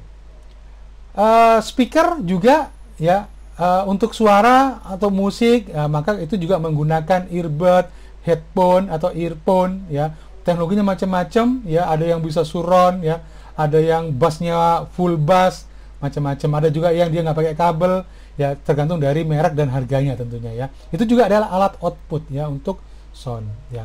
Sedangkan untuk menyimpan data dan informasi, maka komputer itu juga punya memori. Memori itu ada yang sifatnya permanen dan ada yang sementara. Yang sementara itu biasanya kalau Anda punya komputer, ketika komputernya dimatikan, maka datanya akan hilang dari komputer. Kenapa? Karena dia disimpan di RAM, ya, atau random access memory. Sedangkan kalau kalau datanya disimpan di tempat yang awet, yang tahan lama, walaupun komputer dimatikan, datanya masih tetap ada, maka itu disebut sebagai storage media. Apa storage media? Seperti flash disk, hard disk, SSD, CD, DVD, itu adalah storage media, ya. Kenapa saya tidak terjemahkan? Supaya Anda jauh lebih bisa mengingat istilah-istilah asingnya, ya. Kalau saya bilang tempat penyimpanan, nggak enak. Atau media penyimpanan, gitu. Ya. Ada juga storage device record, ya. Biasanya kalau di beberapa komputer mereka menggunakan, ya, media penyimpanan ini, ya, untuk bisa merekam atau write, ya, atau record dan bisa untuk menampilkan kembali. Jangan sampai Anda membeli flash disk yang cuma bisa mengcopy data, tapi kalau dibaca lagi datanya nggak kelihatan. Wah, ini buat apa? Coba bayangkan, buat apa Anda beli flash disk yang kalau Anda kopikan data ke di dalamnya cuma bisa record doang, tapi nggak bisa ditampilkan lagi. Itu berarti flash disk rusak, nggak ada nilainya. tempat penyimpanan harus bisa menyimpan data ya, dan bisa menampilkan kembali. Dulu zamannya CD atau compact disc, dulu ada yang dia sekali aja ditulisin, setelah itu nggak bisa ditulisin lagi. Tapi ada juga yang CD-RW ya, compact disc read write, artinya dia bisa ditulisin dan juga bisa ditulisin lagi berulang-ulang ya, read write ya, bisa dibaca dan bisa ditulisin lagi. Ini contohnya, gambarnya ada hard disk. Jadi di notebook Anda, di komputer Anda itu ada yang namanya hard disk. Hard disknya di notebook jauh lebih kecil dibandingkan dengan yang ada di PC. Biasanya PC itu besar sekali ya. Sedangkan ada juga yang sekarang lagi ngetren, yaitu SSD. Ini jauh lebih mahal. Kenapa? Kalau hard disk itu yang 1 terabyte itu harganya sekitar 800.000 ya, yang seperti ini, yang untuk notebook, maka yang SSD itu 500 giga itu harganya bisa di atas 1 juta ya. Yang 3 tera itu harganya sekitar 3 juta. Kalau salah per teranya untuk SSD itu sekitar 1 juta sekarang. Ya, itu anunya apa? Jadi masih sorry. Saya ingat saya 1,5 juta ya. Jadi semakin besar itu semakin mahal. Jadi SSD itu kenapa? Karena dia lebih cepat dibandingkan, jadi transfernya dia lebih cepat dibandingkan dengan hard disk ya, dengan HDD biasanya. Istilahnya dia, kalau Anda lihat di spesifikasi komputer ada istilah HDD atau hard disk drive ya. Sedangkan SSD ya atau solid state drive ini dia pakai chip dan kecepatan read write-nya, aksesnya jauh lebih tinggi ya, bisa sampai 10 sampai 20 kali lebih cepat dibandingkan dengan hard disk, tergantung dari merek sama tipenya juga ya. Ada juga USB flash drive ya, atau yang kita kenal dengan istilah flash disk ya. Nah, seperti ini. Ini juga sudah sekarang, kalau dulu saya waktu awal-awal tahun 2003 itu saya beli flash disk pertama kali, harganya itu belum sampai 1 giga, 64 mega itu harganya 400.000. 64 mega loh ya tahun itu. Harganya mahal sekali ya. Tapi itu sudah canggih banget pada waktu itu, sudah bisa dipakai untuk kalung, dan orang yang pakai kalung flash disk pada waktu itu sudah keren banget. Wah, ini ahli IT ini ya. Walaupun aslinya dia ahli kopi bokep aslinya ya. Mungkin juga begitu. Ada juga memory card. Ya, memory card yang bisa digunakan di handphone ataupun di kamera digital. Ya, atau SD card atau MMC ya. Ada banyak sekali nama sebenarnya. Juga ada banyak sekali tipe. Ya, jadi memory card itu biasanya adalah semacam memori seperti flash disk juga, tapi dia digunakan di handphone ya, ataupun juga digunakan di kamera. Kamera, kalau Anda beli kamera tapi nggak ditambahin memory card, maka cuma bisa moto paling banter 5 sampai 10 gambar. Ya. Itu. Karena apa? Internal memorinya kecil, maka membutuhkan memori yang eksternal yang besar. Kemudian ada juga optical disc, ya, ada CD, ada DVD, ya, macam-macam nih, atau Blu-ray, ya, ada juga macam-macam namanya nih, tipenya, nanti kita akan bahas berikutnya. Dan yang terakhir, tempat penyimpanan itu adalah menyimpan data dan informasi adalah cloud storage, ya, atau cloud storage, ya, di mana kita bisa menyimpan. Jadi seperti Google Drive itu masuk cloud storage. Anda menyimpan data di internet, maka itu adalah cloud storage, ya. Manfaatkan Google Drive ya. Juga dulu ada, selain Google Drive ada lagi, saya lupa namanya ya. Akhirnya saya tinggalkan sekarang karena dulu cuma dapat sekitar 5 giga atau berapa gitu ya. Sedangkan Google Drive sudah bisa dapat 20 giga ya. Itu oke. Kemudian ada juga web ya. Kita kenal istilah internet ya. Internet itu mungkin juga kalau kita gambarkan itu sebagai koleksi ya, jaringan komputer skala luas ya, yang menghubungkan begitu banyak bisnis, agen biro pemerintahan ya, institusi pendidikan dan individu atau personal. Jadi internet itu siapa yang punya, Pak? Internet itu nggak ada yang punya, karena yang punya itu adalah semua orang yang akses ke internet. Tapi yang paling penting adalah siapa yang bisa mengkoneksikan internet. Ya, maka nanti ada istilah backbone internet. Ya. Jadi internet atau internet connection itu adalah sekumpulan komputer yang saling terhubung dan membentuk pertukaran data dan informasi di seluruh dunia. Tidak ada batasan di dalamnya. Amerika tidak bisa memblokir internet yang ada di Korea Utara karena bermusuhan. Tidak juga bisa memblokir Iran, tidak juga bisa memblokir Kuba misalkan. Kenapa? Karena kepentingan politik itu tidak bisa mengendalikan internet. Tetapi Cina, ya, karena dia pemerintah, Korea Utara bisa memblokir informasi yang bisa diakses, ya. Jadi kalau di Cina itu nggak ada Facebook, ya, mereka punya Facebook sendiri, nggak ada Google, mereka punya mesin pencari sendiri, ya. Itu ada Weibo, ya, dan seterusnya itu. Oke. Jadi web itu apa sih? Jadi web itu atau sarang laba-laba sih sebenarnya, ya. Awal mulanya adanya pertukaran informasi maka disebut sebagai web, ya. Biasanya kita kenal dengan istilah WWW atau disingkat kepanjangan dari World Wide Web, jaringan informasi skala dunia, ya, luas secara dunia. Jadi is a global library of information available to anyone connected to the internet. Jadi dulu ceritanya sekitar tahun 60-an setelah internet dibangun, ada kebutuhan untuk bisa saling berbagi informasi. Maka muncullah teknologi yang disebut sebagai web tadi, yang orang bisa saling mengakses informasi yang dimiliki oleh servernya masing-masing. Web ini berisi berbagai macam dokumen, ya, data, buku, laporan, apapun di dalamnya, ya. Maka kemudian istilah website, ya, website itu adalah istilah untuk kumpulan informasi, ya, yang saling berrelasi. Jadi kalau misalkan websitenya Unitomo berarti informasi yang dimiliki oleh Unitomo. Website kompas.com berarti informasi yang sama, web pages atau halaman informasi, ya, yang dia merupakan kumpulan informasi yang dimiliki oleh Kompas, ya. Sedangkan web server itu adalah komputer atau tempat di mana informasi tersebut disimpan, ya. Jadi pahami istilah web, ya. Kalau Anda istilah www.jawapost.com, www, jadi itu singkatan dari World Wide Web, atau itu adalah jenis protokol di mana komputer atau siapapun saling terhubung di internet untuk bisa berbagi informasi, ya. Kemudian website itu adalah nama tempatnya, ya, atau jadi seperti Jawa Pos, unitomo.ac.id, ya, itu adalah website.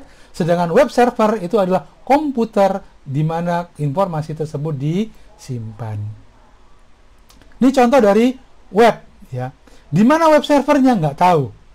Nah, dalam sebuah halaman web atau web page, ini disebut sebagai web page, maka ada icon-icon, ada teks, ada gambar, bisa juga ada audio, ada juga istilah hyperlink, ya. Ada juga kalau Anda letakkan di link tersebut, maka pointernya yang tadi berupa panah berubah menjadi gambar tangan. Itu artinya bahwa informasi tersebut bisa diklik untuk bisa mendapatkan informasi lebih lanjut dan seterusnya, ya.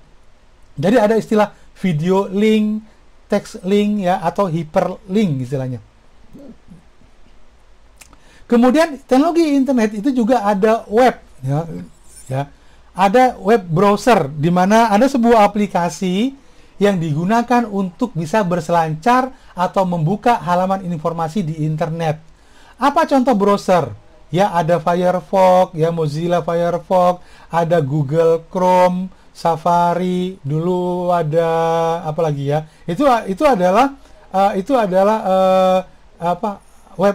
browser, ya. Jadi Google Chrome, ya, aplikasi-aplikasi seperti Google Chrome, kemudian apa lagi, Internet Explorer, ya. Itu juga adalah browser, ya. Itu adalah browser. Aplikasi yang digunakan untuk bisa mengakses informasi yang ada di internet ataupun di handphone, ya. Jadi Google Chrome itu adalah browser, ya. Firefox juga adalah browser, ya. Kemudian ada juga search engine. Nah, kalau Anda buka browser, ya, misalnya Firefox, ketika Anda ketik www.google.com atau langsung aja google.com atau yahoo.com, apalagi, maka itu disebut sebagai search engine, yaitu aplikasi di browser yang dibuka di browser yang bisa digunakan untuk mencari informasi apa saja yang ada di internet. Informasi gambar, informasi halaman, video, berita, peta, dan seterusnya. Anda harus paham bagaimana memanfaatkan search engine. Kenapa begitu penting? Karena search engine ini akan menentukan apakah Anda cukup cerdas untuk mencari informasi atau tidak. Kalau Anda tidak bisa manfaatkan search engine, maka biasanya nyari informasi akan begitu lama. Saya akan coba demokan sedikit tentang search engine ya. Ya, saya masih punya waktu sekitar 7 menit lagi ya. Baik, saya akan buka browser saya. Nah, ini saya punya browser. Kebetulan saya pakai Firefox ya. Nah, kalau saya ketik seperti ini, maka saya berarti membuka search engine. Google adalah mesin pencari ya. Di mesin pencari biasanya tidak terlalu banyak informasi, cuma ada kotak untuk bisa mengetikkan kata kunci pencarian. Misalkan Anda mencari tentang Ahmad, saya sendiri ya, Khoiron. Wah, apa yang Anda ingin cari? Ketika saya enter kata Ahmad Khoiron, maka kemudian yang muncul adalah saya. Data saya masuk di ya. Ada Google Scholar. Ahmad Khoiron, Google ini. Ya, ini lecture, Mr. Dr. Tomo, email dan seterusnya. Ada juga foto-foto saya, ya, ada juga dan seterusnya. Muncul juga gambar-gambar foto, dan ini juga ada yang bukan, ada yang saya, ada yang bukan ya. Oke. Ada juga link ID saya, ada juga profil dosen, ngajar apa saja, ada juga dan seterusnya. Ya. Kalau misalkan saya nyari foto saja, maka saya tinggal klik gambar. Maka yang muncul adalah foto-foto saya. Ya, sebagian ada yang bukan, ada juga yang saya. Sini ya. Ya, pokoknya gitulah, ngeri kalau lihat foto saya. Nggak usah dilihat ya. Saya cari lagi yang lain aja. Misalkan saya cari IoT misalkan. Ya, IoT adalah, maka kalau saya nyari berita, ya, saya nyari berita, maka akan muncul Internet of Things. Internet of Things adalah segala sesuatu yang merupakan, maka ada informasinya dan seterusnya. Ya, kalau saya nyari gambar tentang Internet of Things, maka begini. Ya, atau saya cari misalkan ransomware. Ketika kemudian saya salah mengetikkan ransomware, ya, saya ketikkan begini, maka mesin pencari yang cerdas dia biasanya akan memberikan saran, apakah yang Anda maksud adalah ransomware yang ini? Oh iya, salah ketik saya. Maka Google dengan cerdas dia bisa mengetikkan ini. Maka foto-foto yang berkaitan dengan ransomware dia muncul seperti ini. Itu adalah cara pencarian konvensional di mana orang yang nggak kuliah di Unitomo pun tahu cara menggunakan search engine seperti ini. Terus apa Pak bedanya? Bedanya begini, teman-teman. Kalau saya ingin nyari ransomware yang dimuat di detik.com, maka saya akan ketikkan dengan kata kunci SIT atau site.2.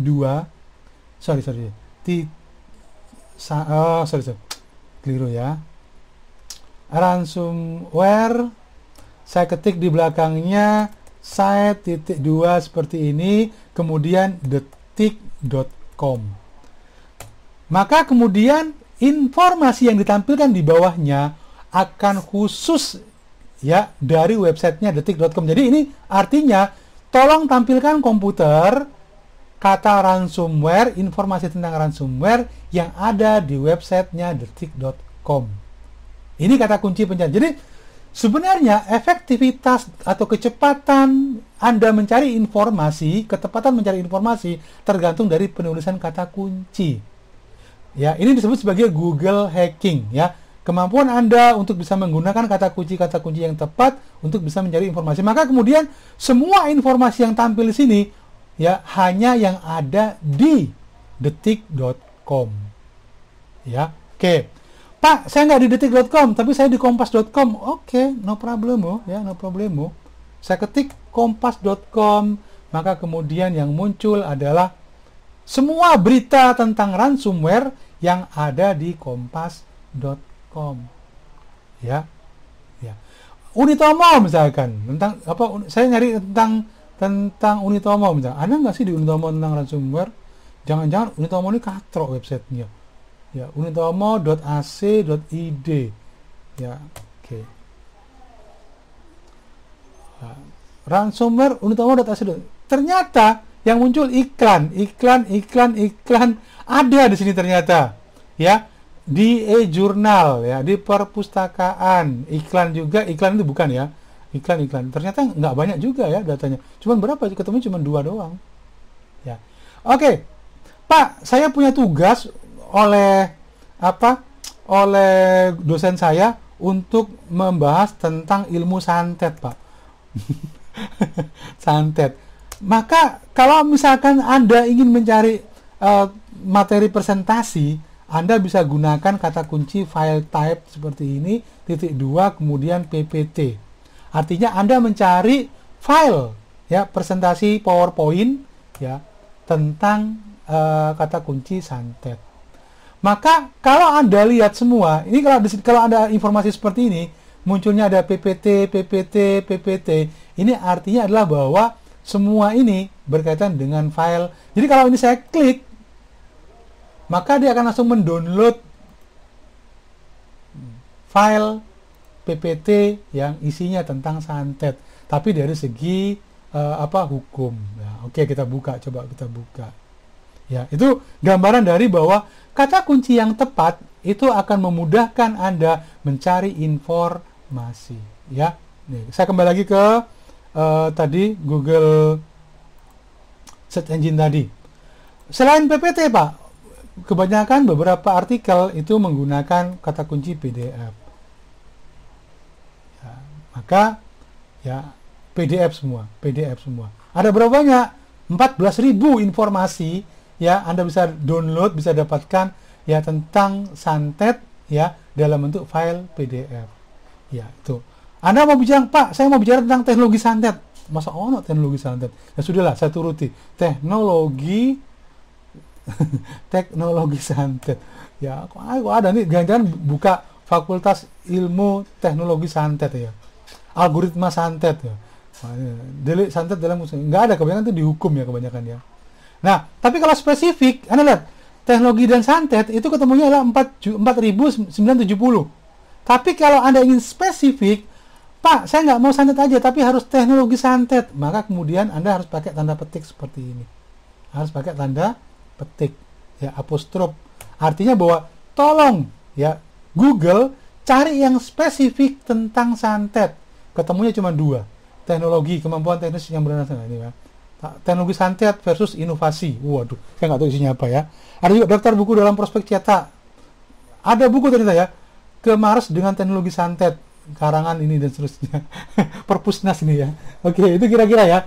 Nah, bagaimana Pak supaya tahu? Cari di Google, istilah Google hacking, ya Anda akan paham ada banyak kata kunci yang bisa digunakan untuk bisa memahami ya bagaimana ini Google hacking. Teknik Google hacking, ya ini juga sumber belajar Wikipedia misalkan ini. Jadi ada banyak kata kunci ya yang bisa Anda manfaatkan untuk search engine. Salah satunya dulu kata kunci ini bisa digunakan untuk mencari nomor kartu kredit. Jadi pada para hacker dulu biasanya menggunakan kata kunci untuk mencari kelemahan sebuah website, mencari informasi yang spesifik, membobol kartu kredit orang dengan menggunakan kata kunci seperti ini. Tapi Google sekarang sudah membatasi beberapa. Kenapa? Karena dulu ada kata kunci date ring seperti ini, itu digunakan dulu untuk bisa mencari informasi kartu kredit ya. Ini berbahaya sekali dulu ya. Jadi itu ya kira-kira. Saya kembali lagi ke, jadi silakan nanti diperdalam lagi ilmu tentang ini ilmu tentang search engine. Saya berharap Anda memperdalam tentang search engine ini. Kok saya buka yang sama? Mana ini yang ini. Ya, baik. Jadi itu yang penting untuk waktu kita udah habis. Saya langsung tutup aja. Setelah search engine, yang lainnya kita akan teruskan di pertemuan yang akan datang ya. Jadi kalau Anda pahami bahwa dunia internet itu adalah dunia kita saat ini. Online social network, ada Instagram ya, ada Facebook ya. Tapi jangan lupa apa ancamannya ketika Anda sudah connect ke internet. ada virus, ada malware, ada pelanggaran haki, ya, ada pencurian data, ya, ada pembajakan akun, ya. Dan juga ternyata internet juga berpengaruh terhadap kesehatan masyarakat. Ya, berapa banyak orang yang kemudian anak-anak yang dia terkecanduan game online. Ada juga yang dia kemudian mengalami gangguan mental narsistik karena dia menggunakan media sosial, ya. Ya. Ini akan kita nanti bahas di pertemuan-pertemuan berikutnya. Ini kita akan bahas dengan cepat aja. Ada juga istilah green computing, ya, bagaimana bahwa komputer itu, teknologi komputer itu ternyata juga berpengaruh terhadap masalah lingkungan. Ya, bagaimana limbah-limbah yang dihasilkan oleh komputer-komputer yang tidak lagi digunakan, ya, itu juga masuk pada isu green computing. Bagaimana bisa mendaur ulang perangkat komputer, motherboard yang biasanya diambil emasnya, ya kan? Kartu chip handphone Anda juga diolah lagi untuk diambil emasnya, ya. Banyak sekali sekarang di Cina dan di Indonesia juga pengolahan limbah komputer, tetapi masalah utamanya adalah pencemaran lingkungan karena komputer itu banyak mengandung logam berat, ya. Kalau dibakar dia juga mencemari lingkungan berupa pencemaran udara. Tapi juga kalau Anda perhatikan faktor lingkungan sekarang yang ada di komputer seperti penambangan Bitcoin itu menyebabkan konsumsi listrik bertambah begitu besar, ya, sehingga kemudian banyak batu bara yang juga harus dibakar lebih banyak untuk bisa memenuhi kebutuhan komputer. Ya, ini isu-isu lingkungan saya kira, ya.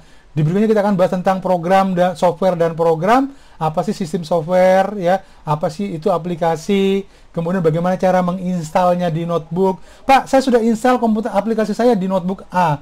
Bisa nggak Pak saya copy untuk dipindahkan ke B? Bisa iya, bisa tidak, ya. Tergantung dari aplikasinya.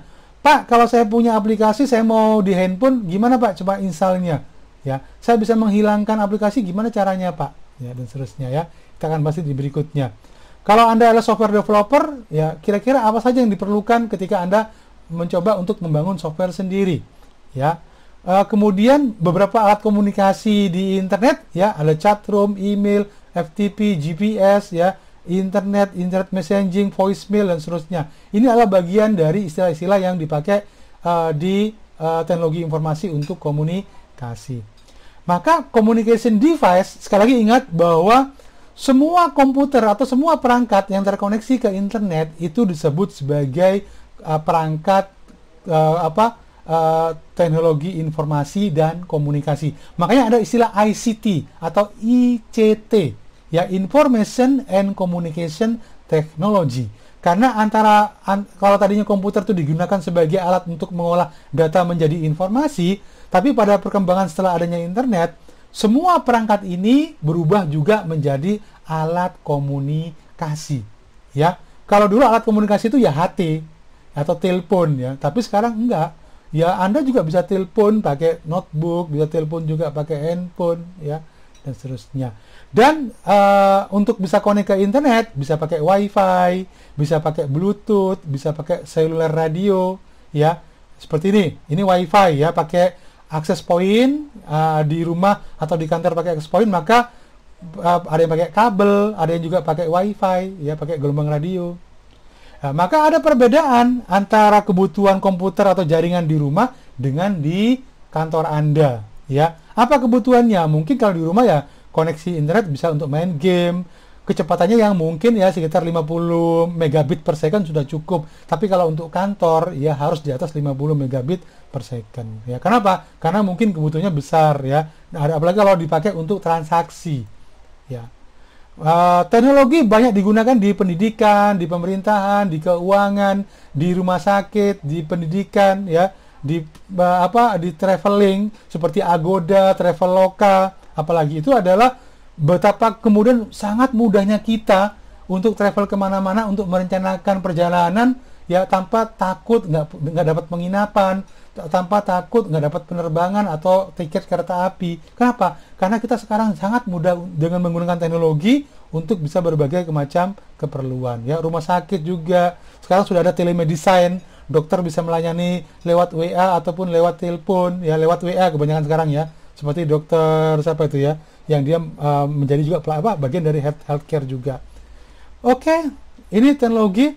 di rumah, di kantor, di jalan, ya, itu adalah user ya. Jadi user itu bisa macam-macam, ada power user, enterprise user, mobile user ya, small user ataupun home user yang ada di rumah.